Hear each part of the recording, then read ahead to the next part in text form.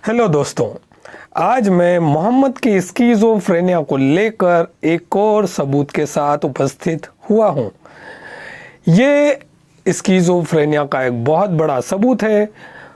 इस स्टोरी को हम मिराज कहते हैं, यानी कि मोहम्मद की जन्नत यात्रा।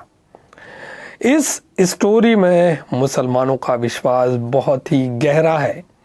अगर ये स्टोरी यानी कि मोहम्मद के जन्नत के सफ़र की स्टोरी अगर मुसलमानों की नज़र में बोगस साबित हो जाती है तो मुसलमानों का मोहम्मद पर से विश्वास डगमगा जाएगा और वे इस्लाम को छोड़ने की तरफ अग्रसर होने लगेंगे।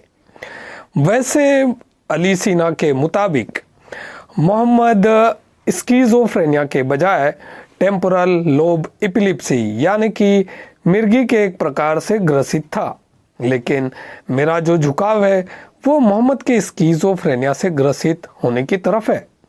सबका अपना अपना एनालिसिस होता है, सबके अपने अपने निष्कर्ष होते हैं। तो आज मैं अली सिन्हा की किताब अंडरस्टैंडिंग मोहम्मद में से कुछ अंश पढ़ूंगा और वो अंश मोहम्मद के जन्नत के सफ़र को लेकर रहेंगे और उनमें आपको कई प्रकार के भ्रम पता चलेंगे। हो सकता है वीडियो थोड़ा लंबा हो, लेकिन ये वीडियो बहुत ही महत्वपूर्ण है। तो मैं पढ़ता हूँ अंडरस्टैंडिंग मोहम्मद किताब और अली सिन्हा पेज नंबर 109, रात में जन्नत का सफ़र। पहले मैं कुछ पैराग्राफ पढ़ देता हूँ, साथ में उनके मैं अपना जो एनालिसिस है उनसे जो अपना कंक्लूजन निकाला है, उनका कुछ सार निकाला है, उनसे कुछ सबक लिया है मैंने, वो आपके सामने मैं बताऊंगा। रात में जन्नत का सफ़र। मोहम्मद के मिराज अर्थात रात में जन्नत के कथित सफ़र के बहुत से किस्से हैं।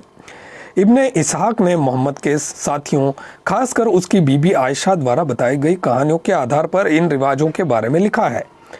इब्ने इसहाक के वर्णन के मुताबिक मोहम्मद ने कहा, जब मैं हुजरे कुठरिया में सोया हुआ था, जिब्राइल आया और उसने अपने पैर से ठोकर मारकर मुझे हिलाया। मैं उठकर बैठा तो आसपास कोई नहीं दिखा। मैं फिर सो गया।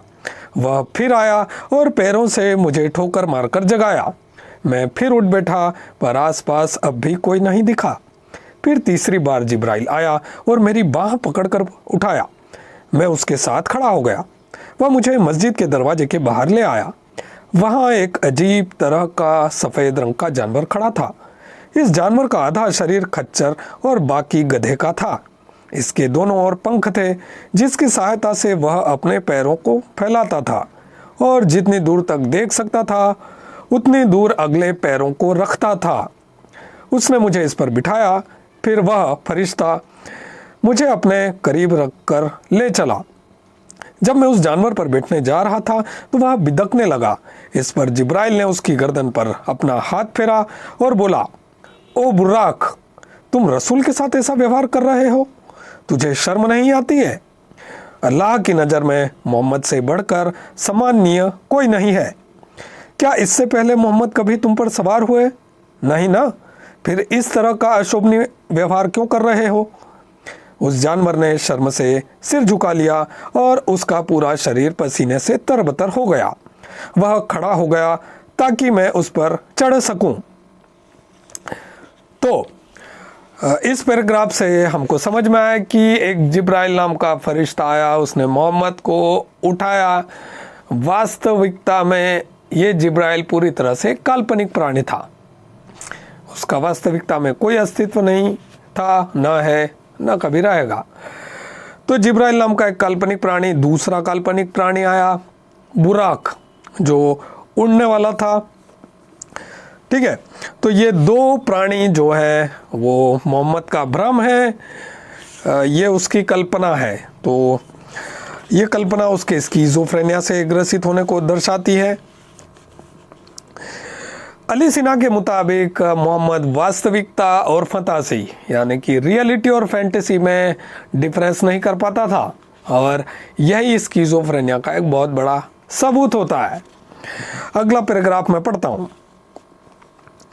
इब्ने इसहाक आगे लिखता है, रसूल और जिब्राइल अपने रास्ते जा रहे थे। फिर वे जेरूसलम के मंदिर पहुंचे।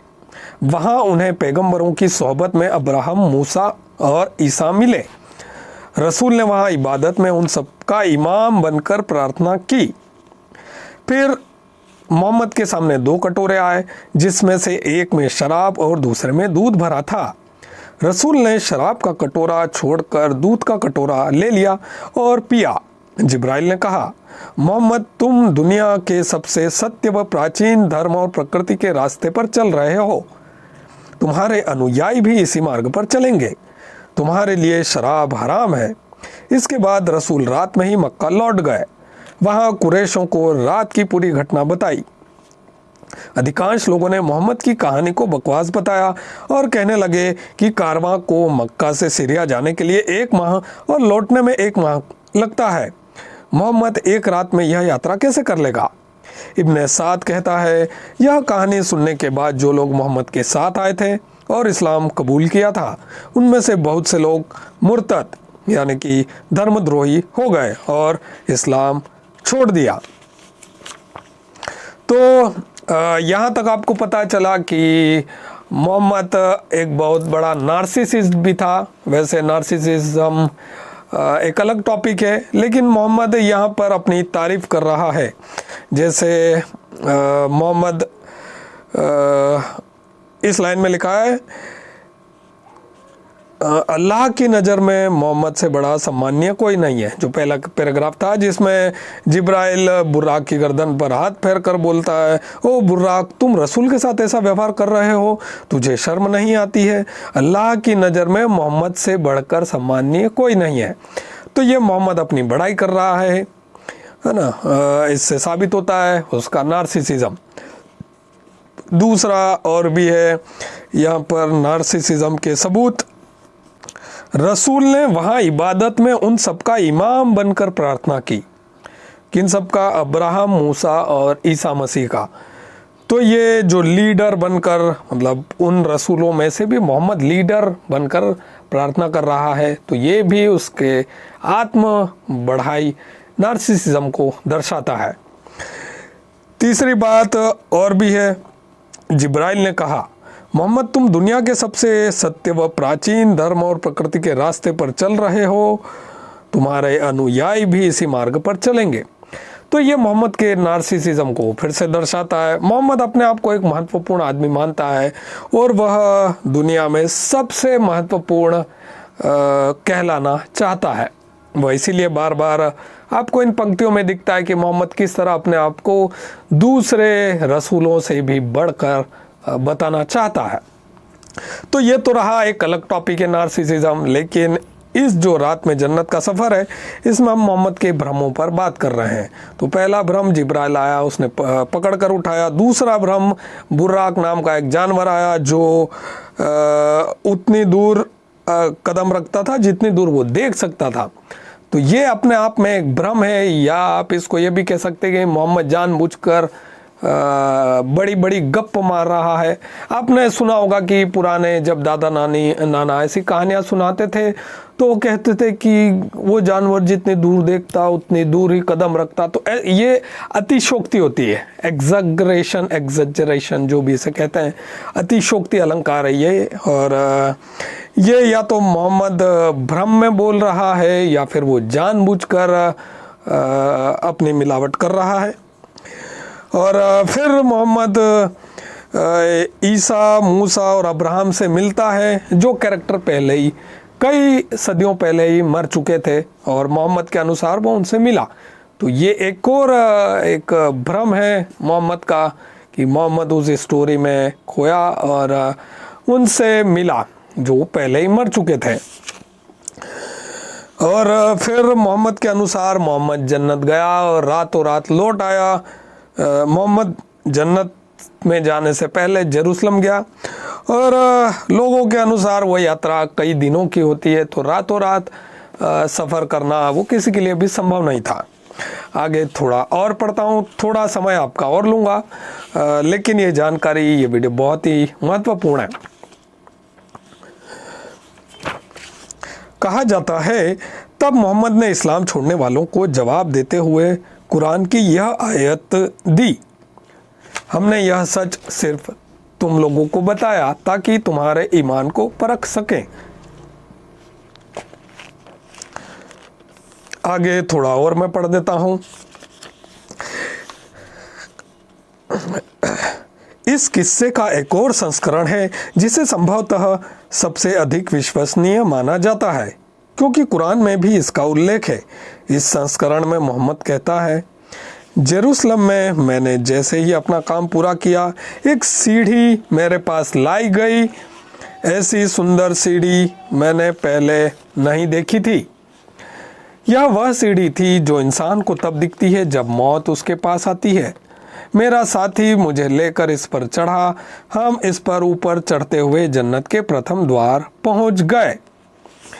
तो मोहम्मद के अनुसार जेरूसलम में उसके पास एक सीढ़ी आई और सीढ़ी पर चढ़कर वह ऊपर चढ़ते हुए जन्नत के प्रथम द्वार पर पहुंच गया।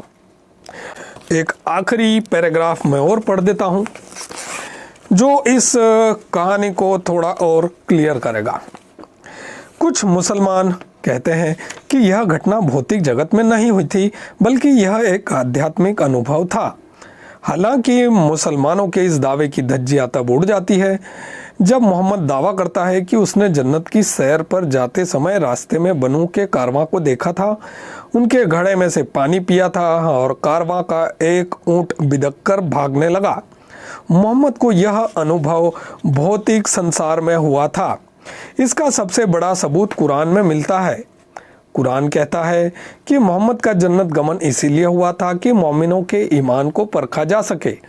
जब तक किसी बेतुकी बात पर अध्यात्म का तमगा चिपका रहता है तो लोग उसमें भरोसा करते हैं, लेकिन जब यह अनुभव इसी संसार में होने का दावा किया जाए तो लोगों के मन में संशय होने लगता है। तो आपने देखा कि इस जो कहानी है उसमें मोहम्मद सिर्फ उड़ के ही नहीं जा रहा है, बल्कि मतलब सिर्फ हवाई सफ़र नहीं है, इसमें ज़मीन पर भी कुछ हुआ है मोहम्मद के अनुसार। और वो ज़मीन पर यह हुआ है कि उसने बनू के कारवां को देखा और फिर मटके में से पानी भी, घड़े में से पानी भी पिया था। तो ये मोहम्मद की मनोस्थिति को दर्शाता है कि मोहम्मद कितने अलग अलग टाइप के भ्रम में रहता था, और ये उसके स्किज़ोफ्रेनिया से ग्रसित होने को दर्शाता है। वैसे कई जगह पर आपको ऐसा लगता है कि मोहम्मद अपनी तरफ से खुद ही कुछ न कुछ कहानियाँ गढ़ रहा है लोगों को मूर्ख बनाने के लिए, लेकिन जहाँ तक मैं ये जन्नत के सफ़र वाली जो बात करता हूँ, इसमें मुझे लगता है कि मोहम्मद वाकई में भ्रमों में जी रहा था और उसके अंदर बहुत सारे भ्रम एक ही समय पर हुआ करते थे। तो ये जन्नत का सफ़र जो है ये पूरी तरह से एक भ्रामक कहानी है और ये मोहम्मद की स्किज़ोफ्रेनिया का बहुत बड़ा सबूत है। ऐसा कुछ भी नहीं हुआ था, मोहम्मद किसी जन्नत में नहीं गया। जो जिब्राइल था वो पूरी तरह से काल्पनिक प्राणी था, बुर्राक भी पूरी तरह से काल्पनिक प्राणी था। और इस वीडियो में बस इतना ही। आगे फिर हम मोहम्मद के किसी और या इस्लाम के किसी और महत्वपूर्ण टॉपिक पर बात करेंगे। अगर आपको वीडियो पसंद आया हो तो वीडियो को मुस्लिमों के साथ शेयर करें, क्योंकि ये जन्नत की जो यात्रा है इसमें मुसलमानों का विश्वास बहुत ही दृढ़ है।